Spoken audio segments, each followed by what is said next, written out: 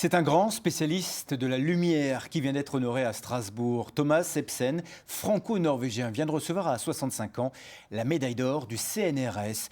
Portrait ce soir de ce professeur à l'université de Strasbourg, dompteur de molécules, Sabine Pfeiffer et Cathy Hubert. C'est grâce à ce petit boîtier que Thomas Ebsen peaufine sa découverte. À l'intérieur, un peu de matière, liquide ou solide, et deux petits miroirs qui l'écartent ou rapprochent avec un simple tournevis pour créer un espace à la bonne dimension. L'univers est plein de fluctuations électromagnétiques qui sont d'origine quantique. Il faut penser à ça comme une sorte de blanc d'œuf de l'univers qui se mélange à la matière et qui lui donne les propriétés qu'on connaît. Alors ce que moi je fais dans ce petit boîtier, c'est de modifier la quantité de blanc d'œuf dans la matière, ce qui change les propriétés de la matière.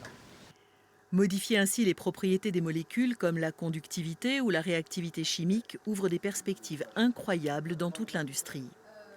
Franco-norvégien, Thomas Ebsen a étudié aux États-Unis et travaillé au Japon. Appelé à Strasbourg il y a 20 ans par le prix Nobel de chimie Jean-Marie Lehn, il a aussi fait une découverte extraordinaire sur la transmission de la lumière. Il a observé que contre toute logique, elle pouvait traverser une grille d'1 centimètre carré percée de millions de trous nanométriques. C'était une surprise parce que la lumière a une taille. Elle ne peut pas passer à travers des tout petits trous plus petits que sa taille.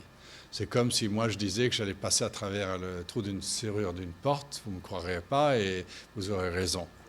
Il lui a fallu 10 ans pour comprendre pourquoi. Cette découverte permet aujourd'hui d'améliorer la qualité des lasers et d'augmenter le rendement des fibres optiques.